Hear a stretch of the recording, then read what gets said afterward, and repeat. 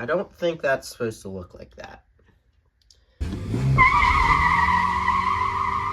What is going on, everybody? Welcome back to the channel and welcome back to another video. As you can see here, we have a car that is not German in my shop today. Now this is a first for the channel and a first for me in this shop. I have never worked on a Honda in this shop before, and obviously you guys have never seen a Honda on the channel, as I typically focus on VW and Audi stuff. So this is definitely going to be an interesting video. Now, right here, this is a 2008 Honda Accord. As you guys saw when I pulled it in here, it's got some issues, and we'll get into that later. Now, the first thing that I want to show you guys is there is one thing special about this Honda Accord. Now, the one thing, obviously, as you guys could probably tell, maybe you couldn't by the way it sounded, but this does have a 5-speed manual transmission. However, that is not actually what is so special about this car. Now, if we go ahead and pop the hood here, take a look underneath, you guys will see what I'm talking about.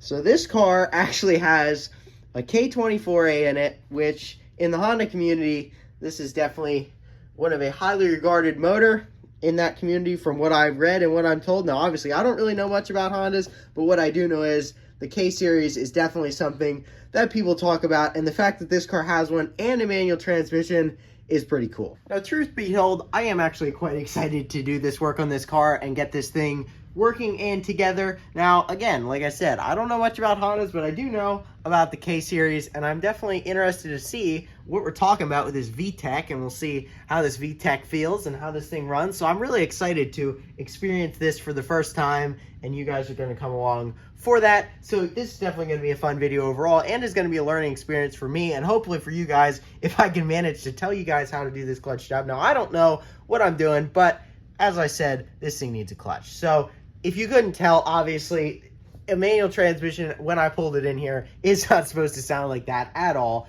So definitely, that is what we have going on here. Now, here on the bench, I do have the whole entire clutch kit that we need. So, got a throw-up bearing here, the clutch alignment tool inside of this box here. We have the actual clutch disc itself. And then in this, we have the pressure plate here. So this is a Clutch Max Pro that I picked up off of Amazon for about $90. So we're not doing this thing with, you know, a super high budget, because I don't know too much about this car. We bought this car at auction, and that kind of leads me into the next thing with this car. So I'm going to give you guys a little walk around here. Obviously, this car came from Faulkner, which is a Honda dealership. So, and here you can see, here's the auction tag from when we got it. So, taking a look around this car, you know, obviously we got good tires on it, body very, very straight overall. The other side is pretty much the same, except for it has a little bit of rot here in this general vicinity. So, but overall, the body of this car is quite nice, and everything looks really good. Now, give you guys a look at the interior here. Seats are in pretty good shape. Obviously, it's got this pretty cool light up dashboard and that nice little red number there, which I'm also told is pretty cool in these K-Series motors, so we'll see what they're talking about with that. But headliner is a little bit tacked up, but overall, interior of this car looks really, really nice. Now, I want you guys to take a guess down in the comments, or tell me what you guys think the mileage on this car is. Now, I've showed you guys a decent walk around on it. Obviously, it is a pretty good condition car, so let me know what you guys are thinking with the mileage. But I'm going to go ahead and show you here. It is underneath this tape, and 3, 2, 1, 228,464 miles. That is how many miles are on this car. Now, let me know if you guys are surprised by that or not, because I really am. This car is in really, really good shape for that kind of miles, and I am honestly very impressed with how well this car has held up. Now, I have reason to believe that this car was definitely a very low owner or a very well taken care of owner car, because a car doesn't make it to this and have such a clean interior, such a clean body, without someone meticulously maintaining it and taking very good care of it. So definitely someone took very good care of this car, and that's also why I'm kind of excited to give it a second life, get this clutch in it, and get this thing back down the road, and hopefully get it into someone else's hands who can put that many miles on it once again. And obviously, here's the beast, the 2.4 liter VTEC, obviously K-Series here. So like I said, I'm excited to see what they're talking about with this VTEC. We're going to see how this VTEC kicks in, we're gonna find all that out here soon. But I mean, stuff like an OEM Honda battery, that type of stuff does not come from an owner that doesn't take good care of a car. All right, so it is the next day. I got right on this after I got home from work and started getting it torn apart here. So already have battery pulled out right there. Funny enough, has an OEM Honda battery. That's how you know this thing was taken care of. But got the battery there, got intake tube, the air box, we've got all the battery tray brackets and the battery box. And then over here you can see the progress I've made so far. So pulled the 3 bolts out and the 2 little washers and pins off of the tower there, and then those 3 bolts there to remove the shift cables and the bracket for the cables. Also went ahead and pulled off the 10 millimeters over 2 holding in this fuse box and pulled that off to the side. Went ahead and pulled off the 2 12 millimeters that were holding the clutch slave here, because definitely wanted to leave that all connected so that when we go to put this all back together, we don't have to deal with bleeding the clutch or anything like that. That way we're not breaking the system, and that's the best way to do that. Also went ahead and just disconnected some miscellaneous connectors here and bracketry and things like that, just to get a little bit of a better view at this. Now I'm thinking there's a good possibility we're gonna have to drop the subframe out, because that looks like that transmission is not going to come out with it like that. Not the end of the world, but definitely is going to be a pain in the butt for sure. So we'll see what happens, but the way it's looking for now, that's how it's going to be. But either way, I've done pretty much what I can do with it on the ground here. Obviously, this hood that sticks up is really great, except for the part where it's that close to my ceiling. So I'm probably going to have to drop the hood back down a little bit when I go to jack this thing up. But I'm going to go ahead right now and jack it up, and then we'll be able to take a look at the axle, see if we will in fact have to pull the subframe and anything else that we're going to have to do before we go ahead and remove the actual bolts and pull the transmission out of the car. Alright, so car is jacked up, and I'll give you guys a look here at what we're working with. Now this is a lot more of a pain than I expected. Now looking at it here, if you're looking at it from my perspective, there is no way we are going to be getting out this transmission with this subframe right here. There is just no way that is going to fit. So unfortunately, that's going to mean we're going to have to remove this. So I'm looking at it here, and it looks as though if we pull out the bolts there and there for the control arm, we should be able to pull the control arm out. Obviously, the axles we have to take out regardless. So at that point, looks like there's a mount up there for the control arm, or for the subframe, mount here for the subframe. Looks like this runs up here over top of the exhaust, so that means that we're going to unfortunately have to touch at this old 230,000 mile exhaust and hopefully not break all these bolts off. So we're going to have to deal with that. And also, it's looking like, you know, same on the other side as far as the bolts go, and control arms as well. And I'm hopeful that once we do that, and obviously pull off whatever is necessary up here in the front underneath this belly pan here, and all the mounts connected to the subframe, we're going to be able to get it out. But either way, it is certainly not going to be fun. So you guys can clearly see what my next order of business is here. Obviously, you guys aren't really going to be able to see much of anything underneath here as I'm doing this work. So I'm just going to go ahead and get this subframe removed. I'll work at it for as long as it takes me. And then once it's out, I'll show you guys what we ended up having to do to get it out. And then we'll move forward with the clutch install, which once we remove the subframe should be pretty straightforward. But to get to that point, it's going to be a bunch of work. So I'm going to go ahead and get on with this. And then once we got the subframe out, we'll go from there. All right, good morning. It has been about 2 days since the last clip that I showed you guys of this turning into a massive project. So basically last night I didn't end up really filming anything, but as you can see here, this gigantic menagerie stupid subframe is out of this car. This has turned into, like I said, a very major project. I did not expect to have this. I mean, you could see how big this thing is. I mean, in relation to my foot, this thing is ginormous. So this was a super pain, but basically to get this thing out, I'll give you guys a quick rundown. There's going to be 2 bolts on either side that are holding this bracket in. Obviously these ones are for the control arm, that's for the sway bar end link. There's going to be a big bolt here, a big bolt there. There's 2 bolts there that hold the steering rack on that end. That's another bolt that holds the steering rack, and then that is also one that holds the steering rack. You're going to have to loosen this bracket so that you can slide the steering rack out. There are also going to be 2 bolts that bolt this mount thing to the transmission, another 2 bolts that mount this to the transmission.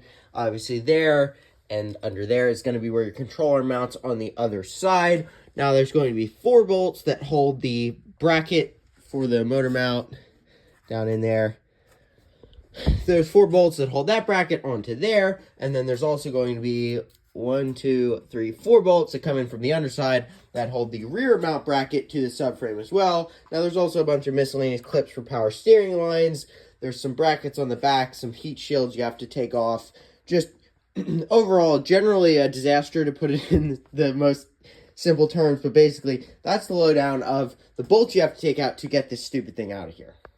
So basically at this point we have the motor and trans just hanging in here by this mount here and this mount there. As far as underneath, I think I have removed everything. So now we can get on with this, what was supposed to be a 45-minute transmission job, and then turned into 3 hours of removing a subframe that I had no idea how to pull out. And then we can now finally get to the part of this job that is hopefully going to be pretty easy, which is going to be taking this transmission out and just performing the actual clutch job that we set out to do. But either way, now we have enough room. As you can see, there's no longer a giant subframe bar there, that we can actually take this transmission out, and we will be able to perform the task that we set out to do, and then that will be on to putting this whole entire disaster back in. So definitely not looking forward to that, but we're going to get right on with taking this transmission out and doing the actual clutch job that I'm making this video about. I didn't expect to be making this video about removing a gigantic front metal piece out of this car. So it is what it is. Stuff happens. You know, you don't know, especially when you don't know what you're doing in this circumstance. I've never worked on a Honda Accord before, never done a clutch in one before, so I didn't know what I was getting involved in. And now that I think about it, this car floated through auction many times, and there were it was sold a lot of times. It got put back onto the auction. I think this is why, because people looked at it and they were like, wow, that's terrible. And then I looked at it like an idiot, like I am, and said, oh, I'll do this. How hard could it be? And then here we are. So either way, like I said, got to where we need to be. So I'm going to go ahead. We're going to get started getting this thing out and actually do the clutch job itself. This just keeps escalating further and further. So ended up having to remove the intake manifold itself, because as you can see what that is, that's the starter, and we have to pull that off because that bolts through the transmission. So I was looking around, I was like, where's the starter? Oh, it's underneath the intake. That's logical. So obviously had to pull the whole entire intake manifold off, so that, and throttle body, so that I was able to access these bolts here, because, well, there's no real way to get to them otherwise. So we got the starter out, and we have our first hint on that my diagnosis on this issue is correct. Now, as you can see right here, we've got a nice little pile of, you guys can't smell it, but it smells like burnt clutch, and that is clutch material. There was also a bunch of clutch material that fell out of the transmission when I took it apart. And looking inside there, which you guys can't see, there's a bunch of clutch material too. So definitely feeling good about my diagnosis on this one, because that material right there, that is not supposed to be that way. Regardless of how this happened, this clutch is definitely burnt out. So we're going to keep moving on, but either way, got the starter out. All right, so after a bunch more fighting, we are so close to getting the transmission out. So obviously from the top, you saw the starter is removed. Got all the bolts removed except for one that is just barely in here, and the mount itself. Underneath here, we had to pull this little bracket cradle thing off. There are going to be 4 14 millimeters, one there. There's going to be one right here, the one right here. There's going to be one right there, and one right there. Pull those 4 off, and that cradle comes out, and then you're able to see the flywheel and such. That cradle goes right here. And then just basically all the rest of the bolts ended up having to pull off this bracket back here. You can see that one right there, 4 17 millimeters, and we were able to pull that out of the way. This thing is also leaking transmission fluid. It's been leaking for a while, so we're probably gonna have to top off the fluid a little bit, but whatever, it is what it is, nothing we can do about it. So either way, got all the bolts out at this point, so I'm gonna go ahead, put a jack underneath the motor, jack underneath the transmission, and pull the transmission bracket off, and I think at this point we'll finally be able to pull this transmission out.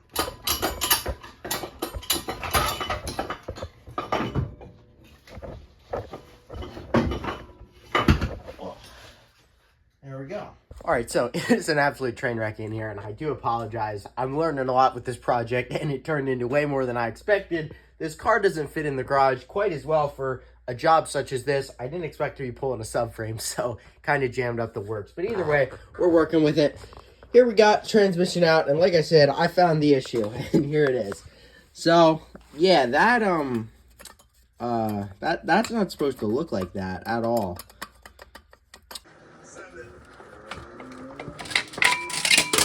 There we go. So I got the clutch out here, and honestly, it's not really all that bad. I've seen a lot worse. So it's still got some material on here, and same with the pressure plate. I mean, it's got some wear on it, but really not bad. Either way, the whole thing was really with that throwout bearing is where the real issue is. That's definitely what was causing it. The clutch itself isn't actually technically shot. We would have been okay with just replacing the throwout bearing, but I bought a clutch kit, so we're putting a clutch kit in it. And also, flywheel looks perfectly fine, so that's good too. That means that our new clutch is definitely going to work out. So I'm going to go ahead and we're going to throw this away. I'm going to go ahead and clean off the flywheel, get the flywheel all ready to go to put the new clutch and pressure plate on, and then we'll be able to reinstall this thing back together. But I want to get all this clutch dust off of there and get it all cleaned up before we put it all back together so that the clutch actually works when we go to drive it. All right, so flywheel's all cleaned up. We got our pressure plate and our clutch here. Now, one thing we're going to have to do is we're going to go ahead and clean off this surface because there is oils on it, and you don't want that on your clutch disc itself when you go to install it. So, going to go ahead and clean that off. Also, we have our clutch alignment tool, which we're going to be putting through the splines here. This will set into the crankshaft, and then we will be able to locate this properly so that when you go to put it together, it's all correct. Now, there are 1, 2, 3, 4, 5, and 6 12.10 millimeter bolts here, and those are going to need to be torqued to 19 foot-pounds according to the internet. So I got a torque wrench set up to 19 foot-pounds, got 12.10 millimeter on there. So I'm going to go ahead and clean this off, and then we're going to go underneath there, get this clutch aligned in, and get it all together, and then we'll go ahead and torque it all down, and that should be good for the clutch install. All right, so I got you guys set up that hopefully you can see decently well what we're working with here, but either way, we're going to get right into it. So first order of business, we got to set our new clutch disc right on here, and then take our alignment tool and push that in to where that sits in, right like so. You want that to sit inside of the crankshaft. Next, we'll take the actual clutch pressure plate itself and go ahead and set that up. There's going to be dowels that this sits on. It's probably going to take about 45 minutes for me to find them, because that's usually how it goes. Maybe this one. Ah, yes. Got it. Okay, so you see there's those little dowels there. Go ahead and kind of tap that on there, but we're lined up. So now we're going to go ahead and make sure first that this is still pushed in there. Go ahead and start grabbing our bolts and just run them in by hand. All right, so now I've got them all threaded in by hand, so we're going to go ahead and take the torque wrench and just start on one, and then you're going to want to go to the opposite end of it and tightening it in a star pattern. There we go. So go from that one there, just double check them all. 2 there, 3, 4, 5, 6, and there you have it. All right, so here's a little side-by-side comparison for you guys. I mean, obviously right here, this is going to be the one we're going to be replacing with. I mean, this is what came out of it. Obviously looks terrible. Definitely want to get that fixed up. So here is the replacement. Definitely looks much better than the other one. Obviously, I'm joking. This is the one that came out of it. That's junk. So I don't even really know what happened there. I guess just a complete throwout bearing failure overall. Not quite sure. I've honestly never seen that before, so it is what it is. But either way, here's the new one. So I'm gonna go ahead and put this on here. Now, this throwout bearing failure was definitely what the actual problem was with this. It was, I mean, we weren't gonna do all this work and not replace the clutch. However, it probably didn't even really need one. But like I said, we are not going this far to go this far. So I'm gonna go ahead and slide this on here. Basically, you just kind of like line these tabs up here, and then you just like twist it on there. I'm gonna go ahead and do this because I can't really do this and film with one hand. Just like that, new throwout bearing is on. Now this looks a lot more proper than that absolute disaster we had on there before. But either way, this is what we need. So now this is all ready to go. Got the clutch all installed, and that's ready to go. And now it's going to be the unfortunate time where I'm going to have to lift this transmission back up into here and get this installed. Once you get that done, it's just going to be putting all this nonsense back together, this whole stupid subframe back in. And then once that's all done, we'll find out if this thing even works at all. Because maybe this transmission doesn't work outside of first gear. I couldn't tell you. I only drove it in first gear. So we shall see. Gonna throw this transmission in here. 3, 2, 1. Transition's gonna be so smooth. They're never gonna know. All right, so got the transmission in here. This was really a pain.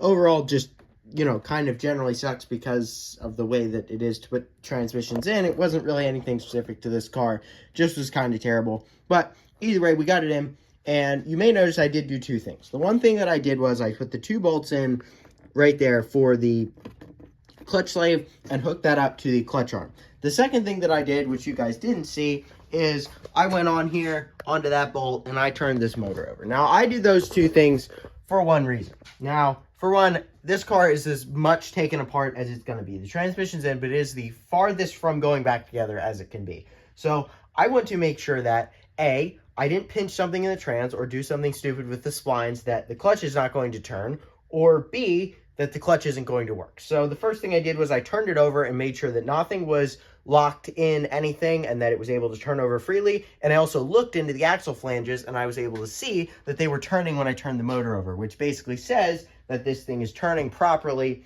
And if it wasn't turning, that would say that maybe I didn't align the splines properly or something didn't go right, that things would be bad. So that says to me that things are working properly on that front. Now, the other thing was I hooked up the clutch sleeve, as I mentioned, and I went in and I pushed the clutch pedal. Now, the clutch pedal has a little bit of free play at the top, but I'm pretty sure it's just air in it because if I watch it, when I push the free play just a little bit, it's not actually moving the arm, which says that there is just something, either something in the clutch is worn out or there is something air in it or something like that. So either way, got all those things checked out and made sure that it seems as though, to my knowledge, we did everything correctly. All right, so a couple of locked-in hours later, and we are definitely well on our way to getting this thing back together. Transmission is all bolted up. It's back mounted into the car. We've got the rear mount is all bolted back onto the motor. And then underneath here, I have got a contraption set up to put this subframe back in. So as you can see here, I got 2 jacks, one on either side, holding this subframe up, and we're currently working it into place here. Just to give you guys a look at how we're doing this, just in case if you're doing it, maybe if you're watching this video and you want to do this is how I found is going to work to put this thing back together. So as you guys can see, we had a bit of an issue come up in the time putting this thing together. I was really grinding and locked in on getting this suspension back together, and then had a problem where ended up stripping out the end of this axle. So kind of my fault, I guess. It didn't want to go in. I was hitting it. Then I tried to pull it in with the thing, cross-threaded it, and, well, there you go. So, fortunately, I was able to go to the parts store, and I was able to pick up the axle that we need. So, crisis averted to some degree. I can't even believe I'm saying this, but the first new axle that I bought was actually the wrong axle. It turns out that the spline shafts, there are different sizes of the spline shafts, even though when you buy one for a certain vehicle, it still didn't work for it, so I had to go back to the parts store again to get one that had the right spline size, and now this one is actually going to work. So I've got about, I don't know, an hour and a half of driving in between the parts store and here trying to figure this problem out. All right, so it is the next day, and as you can see by this pile over here, things did not go well with axles yesterday. That is that brand new axle that I showed you. That was the second one that we ended up buying. So turns out that there were some differences in the axles that I couldn't see. I tried to take the end off of the axle to put it onto my axle to fix the messed up threads in the rip boot, and I ended up destroying that axle. So last night was kind of a bust, but today I went to another parts store and I was able to, for the 4th time, I was able to finally get the part that we needed, and we were able to get it installed. So right there is the axle. At this point in time, I'm going to go ahead and put the wheels back onto the car, get the car back on the ground, and get under the hood, put all back together. So you got to get all the shifter stuff back together, battery box, battery, all the wiring hooked back up, intake stuff, and all that. Get that all completed, and then once this is all done, we will finally, after like 12 hours of work, be able to actually see if this thing works. So this project has turned into an absolute disaster. However, we are nearing the end, and I'm very happy for that. So I'm going to get this all put back together, and then we're going to give it a shot and see what happens.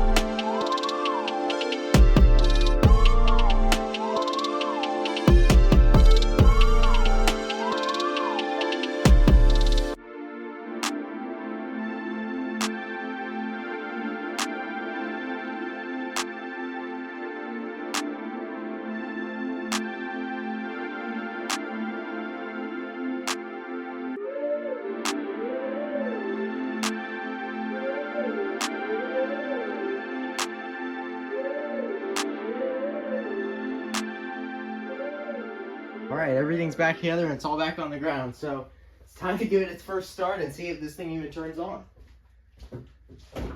Really hoping it does.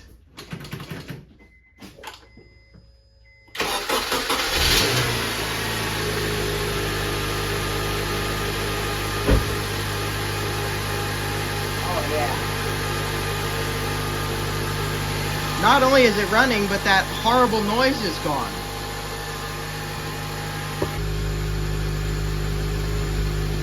Alright, moment of truth. Got my foot on the clutch. Oh yeah. See it let it out a little bit? Oh yeah, it's working. Alright, let's go give this thing a test drive. I literally can't make this up. So I went to go pull this thing out to go for a test drive, and the steering wheel turned really freely. Yeah, so it turns out rack slid down a little too far and pulled this joint apart. So I'm going to go ahead and take those bolts out there, slide this all back together and bolt this up, and then we can test drive it. All right, we're rolling and it's working. Doing pretty good. Definitely needs rotors pretty bad. Let's see if we can give you guys a little bit of a look here. It's kind of hard to get it into VTEC and shit, but this thing actually isn't bad.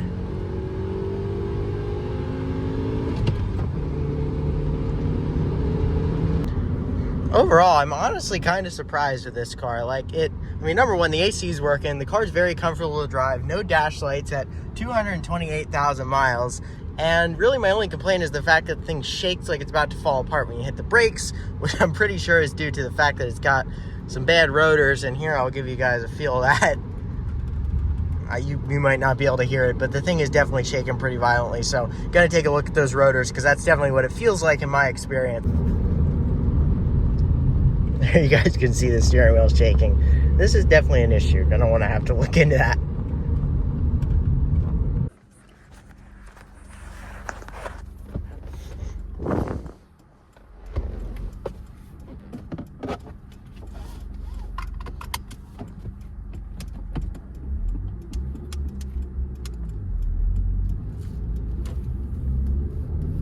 Alright, so what I went ahead and did was I adjusted the clutch rod on the clutch itself. It has an adjustment point, and I think at some point in time that ended up getting out of adjustment because that got rid of my free play, and now this clutch actually feels a lot better.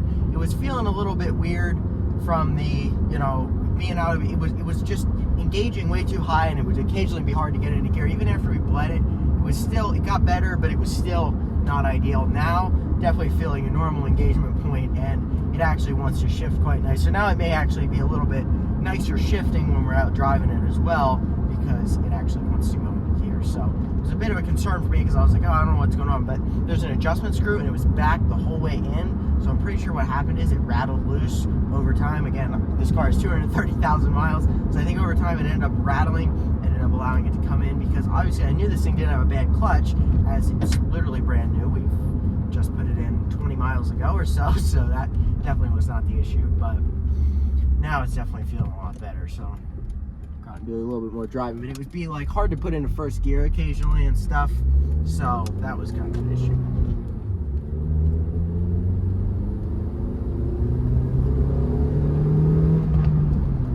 Yeah, that is much better. Definitely feeling a lot more like a normally driving car here. Like I said, it was just kind of a little bit weird. It would, a little bit hard to shift, and obviously I've been driving manual for quite a while. I've driven hundreds and hundreds of cars, so I didn't just forget how to drive manual in this specific car, so that was a little weird. But yeah, again, this car just not really bad to drive, honestly. I enjoy it.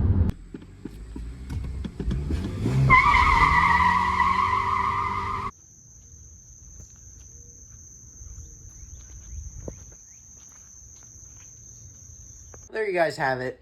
Clutch replacement on a 2007 Honda Accord. Now this turned into quite a lot more than I was initially anticipating, so I do apologize for this video being a little bit longer than I expected. I was expecting this to be a just simple job. It wasn't, but there were parts where I was contemplating just stopping recording and just doing it and not making a video, but I was like, no, I'm going to do this anyway, because this is a common occurrence with these projects sometimes. You're going to have stuff like this come up, you're going to have problems occur, and you're going to have to roll with them and just make it work. Not only was this whole job a big deal, but we had the axle problem, which ended up resulting in me going to the parts store 4 different times to try and find the correct parts, and it was just kind of a lot of learning experiences and a lot of things that come with working on cars sometimes. There's stuff that's going to be unexpected, you're going to have problems, and it really just is what it is. But either way, it's all done now. The car's here, the car is doing quite well, drives great, and honestly, I'm very impressed with the Honda overall. Definitely changed my opinion on these cars.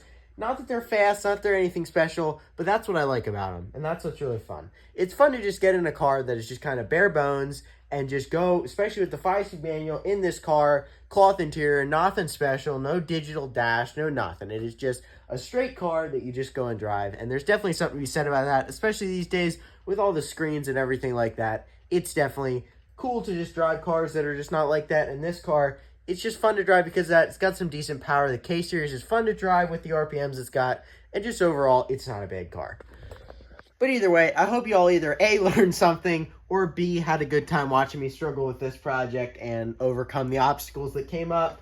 But either way, I hope you enjoyed it in whatever capacity that is. And I do appreciate y'all for watching. I know this is a new thing and not something that I've ever put on the channel before, so we'll see how this video does. I've contemplated maybe doing a turbo Honda build at some point, so let me know down in the comments if that's something you guys would be interested in seeing, because that's something that's been in the back of my mind. And if you guys support the channel enough, maybe we'll be able to make that happen. I don't know. But either way, I appreciate y'all for watching. I hope you enjoyed or learned something. I had fun making it, and I didn't have fun doing the job, but I'm glad to be documenting some stuff that I'm doing and showing you guys the process of being a mechanic and what it's like. And some days are better than others, some jobs are better than others, and this was one of those jobs that was not good. So if you ever consider doing a clutch on an 07 Honda Accord, be warned, it is not fun. But either way, I appreciate y'all for watching, and stay tuned for the next one. Peace.